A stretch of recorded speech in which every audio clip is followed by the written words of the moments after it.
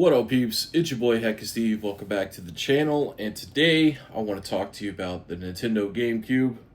So, the Nintendo Gamecube is overrated, overhyped, and overpriced. It's definitely overpriced. I mean, I'm not really breaking any ground by saying that. Now, I do realize there are a lot of people that love the Gamecube. I'm kind of like indifferent about it.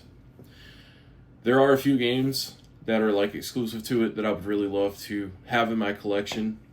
For example, Metal Gear Solid Twin Snakes. But then that's pretty much it. I only have about 6 games in my GameCube collection just because it's not one that I grew up playing a lot other than like over at sheltered kids' houses. Because the GameCube was a big deal in like Christian households. Because it was, mostly clean. Like most of the games are clean, not like violent and full of curse words.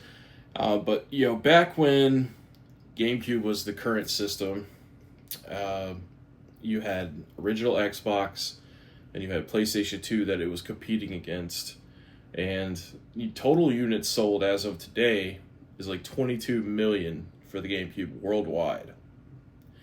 And then original Xbox is 24 million. And then PS2 is like 160 million. So nobody really cared about the GameCube back when it was the current system. Now, like I said, don't get me wrong. People do like the GameCube for sure. But for a long, long time, no one cared about this thing. And the fact that the Wii is backwards compatible with the GameCube, it's not even really worth it to pay, what is it, like $80 to $90 on a regular for a GameCube these days, when you could just get a Wii for like probably less, like 50 to 70, I think.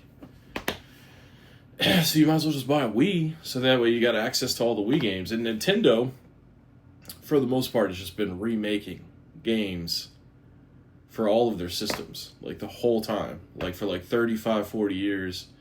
You got Mario, and you got a new Mario game. Oh, we did 3D Mario on the 64.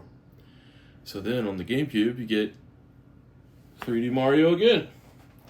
But of course, this one is actually kind of unique.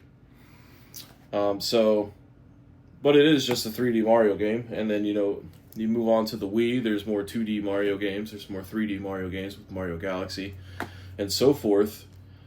This is actually in my GameCube right now, but I haven't turned on that GameCube, man, the whole time I've had it, except for like the first day when I got the package and unboxed it. That was pretty much the only time that I've played it.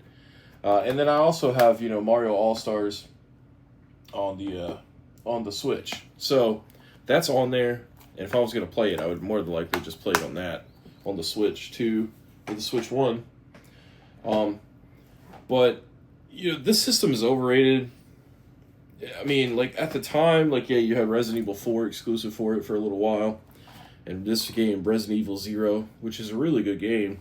But since, it's been ported over to the PC, it's been ported over onto Xbox. They have those, Origins collections that have 0 and the Resident Evil remake, which is, like I said, for a long time, it was exclusive to the GameCube, but it's been ported over. And also, some of the other Resident Evil games, like Resident Evil 2, Resident Evil 3, and Code Veronica, those are on the GameCube, but they're just literal ports of the PS1 and PS2 games. So there is no point in owning them on the GameCube, especially considering that, like Code Veronica, for example, is like $170 for the GameCube version, when it's on PS2 for $15, and it's the same thing, except for you have to use this monstrosity of a controller that looks like a Bop It from the 90s. I have no idea why people like this controller. I've always thought this thing was fucking stupid. It does not feel good to hold. It's wonky. And to only give you one shoulder button up here, Well, what's the deal with that? They've had the blueprint for the best controller ever made, and that's the PlayStation 2 controller. Well, that's what I assume everybody would say. But for me, I think that the Xbox Series X controller is the best controller. But that's aside from the point. During that era, they had the PS2 controller to compete with. But they didn't give you a Pro controller. They didn't start doing those types of controllers until the Wii. And of course, you've got the Pro 2 controller for the Switch 2 here. So they finally did catch up. This is the ideal gaming controller. You know what I mean? Like to have the ergonomic sticks instead of like symmetrical like the PlayStation 2. But yeah, this controller right here is nasty. This is a nasty controller design. And then the fact that they decided to make their game discs miniature. This was the first system they had that had discs. And, Xbox, DVD. PlayStation 2, DVD. GameCube, this shit. I have no idea why they have always had to be so weird about data and discs and cartridges and stuff like that. They don't want you to be able to play DVDs on their game systems. I don't get it.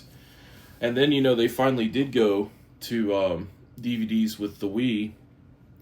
And you can't play DVDs on the Wii.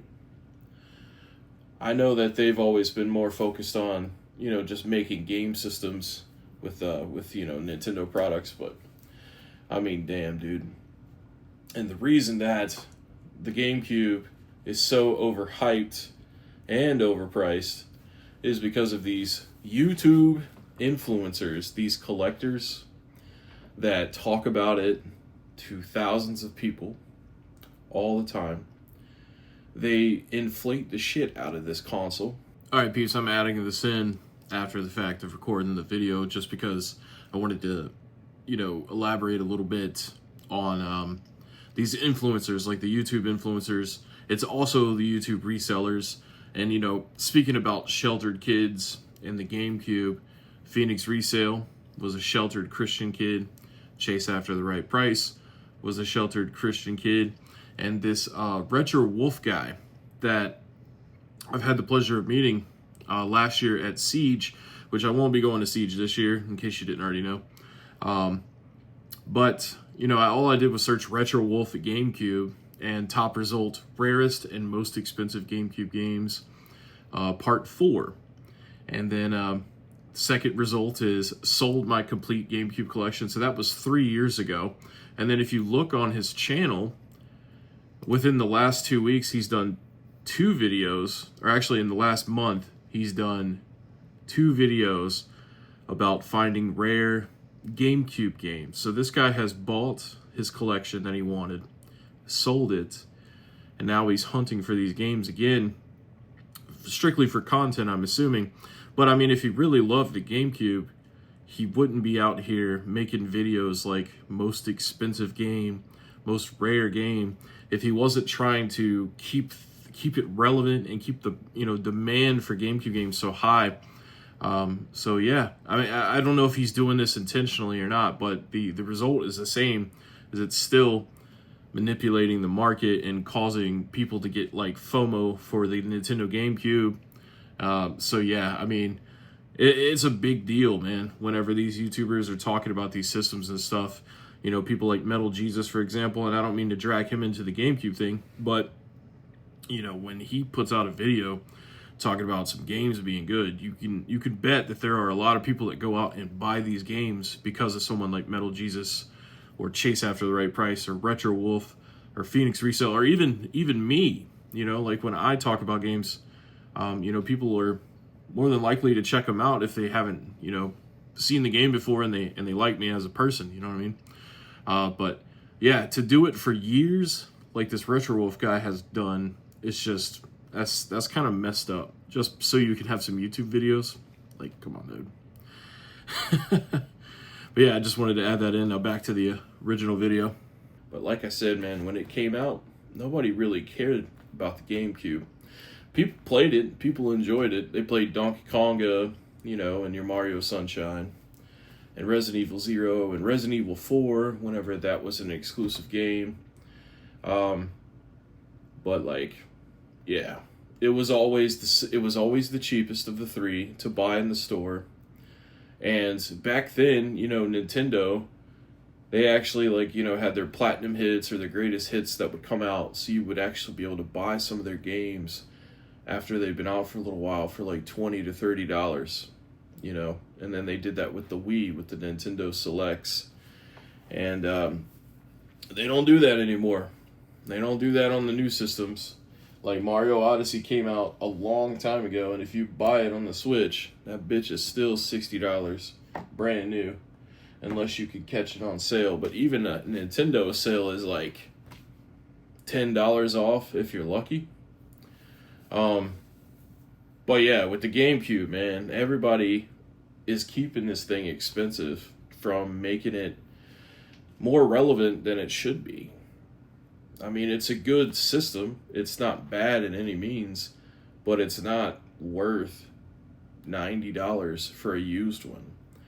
You know, compare it to the PS2, 160 million units sold. Or like, if you even want to say, well, they didn't make as many GameCubes, that's why it's more expensive. It's like, dude, they made 24 million OG Xboxes, which is like 2 or 3 million more than what the GameCube had. But OG Xbox is cheaper than buying a GameCube. Either that or it's like around the same price. I haven't checked in a while. But yeah, especially when you consider all the games that have been ported out of GameCube to other systems, to PC. And then speaking of PC, you know, you could just emulate GameCube.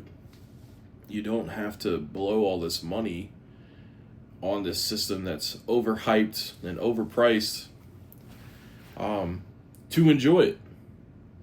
Now, I will say, like, you know, there are some wrestling games on the GameCube that are exclusive to the GameCube. You can only play there. But that's a very niche, nostalgic thing that's only going to, you know, apply to like a couple of people out of like every 10. You know, like maybe 1 out of 10 GameCube kids, fans, would actually want to play a wrestling game. Especially a wrestling game that's old at this point, you know. But yeah, I just think that the GameCube, you know, like I'm never going to have a big GameCube collection just because the only experience I had with it as a kid was playing it at other people's houses. I am blessed to already have one. I won it in a giveaway, which was freaking sweet, by the Wrestling Rampage dudes. They're awesome, by the way. If you like wrestling, you know, like channels that talk about wrestling and the games and stuff, you should totally check them out. But yeah, man, I don't think I would have like paid money for a GameCube though. So it's kind of great that it just kind of, you know, fell into my lap like that. But yeah, only like 6 games on the GameCube. So this is like 1/3 of my GameCube collection. Got a bunch of wrestling games. But yeah, man, I mean, just own a Wii. Just get a Wii. You don't need to have a GameCube. Especially when you consider the fact that the Wii is so much more common because they made over 100 million of those. But that one's also suffered a little bit with the overpriced and overhyped train, but not as severe as the GameCube, for sure. So yeah, I think that's all I really have to say about that. Appreciate you guys so much for watching. I know a lot of people love the GameCube, so I might get a little hate in the comment section, but that's okay. I deserve it, for sure.